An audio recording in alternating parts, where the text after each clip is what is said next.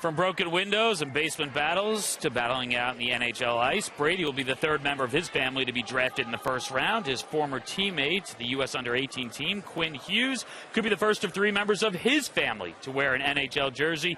Now at the draft combine, we caught up with the two future stars who are best friends and were one-time roommates. So we lived in an apartment complex. So you go through the door, you go downstairs. That's Quinn's room. He has his own bathroom, and we explained it.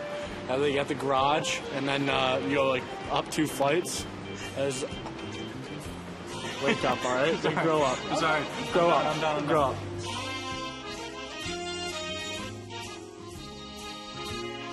Consider him a brother now, and now we know each other's flaws too. And I try to pick at the flaws and try to get him going too. And he got fiery at times, which I kind of love.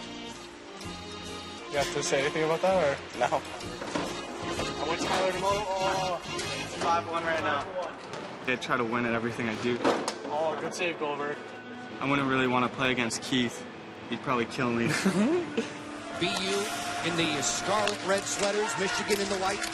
Well, it began, I mean... I think someone scored. I forget who it is, Yeah, but I think that's how it began. Hughes pulls the trigger. Score! I think it was a fluke goal or something, but it's all right. I told him that day we're not talking. It's friends off the ice and competitors on the ice. So I think later that game, like, it kind of ran you, right? I remember Quinn slashing me.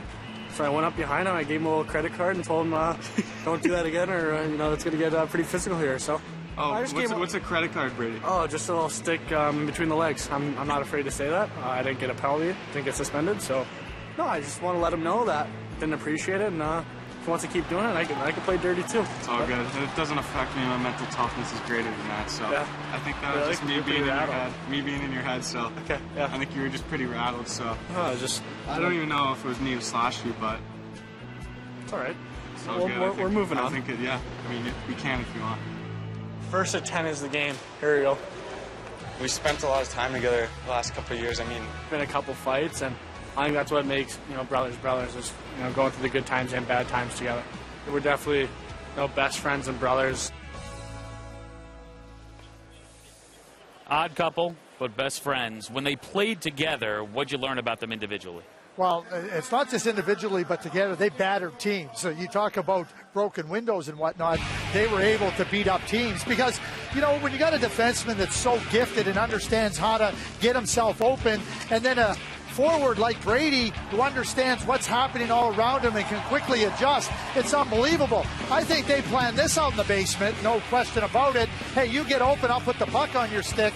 Based on that last interview, if Hughes didn't put it on his stick, I think Brady would have given it to him pretty good. But these are two excellent players. They're thinkers, they're competitors.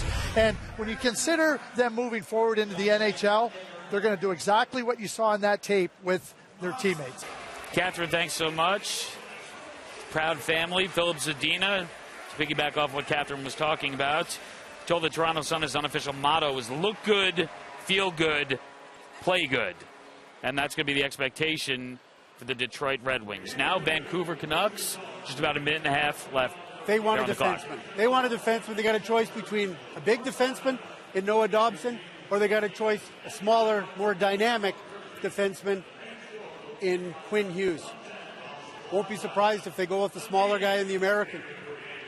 And that could be a trend here tonight. We could see smaller defensemen. Well, picked. you know what? Yeah, well, we can. And, I mean, we've seen that happening in the NHL. You got to be able to skate, got to be mobile, make a play with the puck. So it's really interesting, and we talk about, so now we see two centers go in the top 5.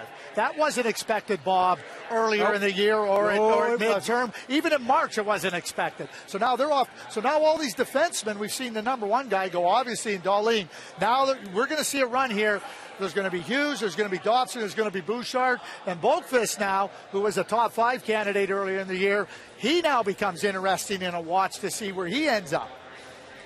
Pierre, if you're with Vancouver right now, your recommendation is? Quinn Hughes. Just looking at what they've got coming, look at Bo Horvat. They're starting to stabilize. Remember, the Sedins are gone. Yep. So now you got to get some electrifying stuff coming up, and Quinn Hughes is one of those guys that can electrify your crowd. Horvat, Besser, Elias Pettersson, who dominated the Swedish league. Adam Gaudette. But you got Jonathan Dahlin. Yeah. Guess what? You need some defensemen that can get the puck up the ice. Hughes can do that. Hughes is the guy, I think. But they transition from the Sedins, as you mentioned. They do have some building blocks, perhaps cornerstones there, but mostly offensive guys. So perhaps they look defense. They look Quinn Hughes. We'll see. Maybe Noah Dobson. Here's the pick. We would like to thank the Dallas Stars for their wonderful hospitality this week. Vancouver selects from the University of Michigan, Quinn Hughes. Okay, Pierre. As he hugs his brother Luke, who's a 14-year-old prospect, his brother Jack, who could go #1 overall next year. Tonight, it belongs to Quinn Hughes. Yeah, and the biggest thing is he's going to be able to move the puck tape to tape. He's going to be able to jump in. He's not ready to play in the NHL yet, but he's not far away from playing in the NHL. He just needs to get a little bit more robust. Just came off playing for Team USA at the Men's World Championships, and that opened a lot of eyes. Everybody talks about, well, you know what? He plays more rover-style defense than actually defense. And people have questioned his defensive ability. And in all the interviews Quinn Hughes was doing, he says, by the way, I was only on for 1 goal against at the Men's World Championship. He's a dynamic skater. Seth Appert, who coaches the U.S. Under-18 program, says Quinn Hughes doesn't defend poorly. He just defends differently. And he's got a dynamic offensive element to his game. The question I would wonder is, where's he going to play next year? Back at Michigan, or does he turn pro and see where he fits in with the Vancouver Canucks, or, if necessary, go to the American Hockey League? I would hang right at the University of Michigan. I would take the Charlie McAvoy pass. You know, go back. Charlie McAvoy was drafted as a late birthday, went back to BU, and he stepped right into the NHL with that maturity. I think that is the best path for Quinn. And he's a terrific player. You talk about his ability to move. You know, everybody talks about defense. I don't know how to evaluate his defense, Liam, because he had the puck on his stick all the time. He's a tank. Here's the thing. They have an amazing coaching staff at University of Michigan right now with Mel Pearson, Billy McCall, and Brian Wiseman. He'll continue to grow. He only plays 2 games a week. So what does he need to do? He needs to get stronger. He needs to get a little bigger. That's what's going to happen if he stays at the University of Michigan. And as we talked about earlier, families, great American hockey families, we'll be back here next year calling his brother's name perhaps #1 overall, Jack Hughes. What a dynamic #1 center he is. Yeah, Jack Hughes, 17 years old, eligible next year. Many believe he will be that top overall pick. And then Luke Hughes, 14 years old, eligible in the 2022 draft. But here in 2018, it's all about Quinn Hughes. He's with Catherine.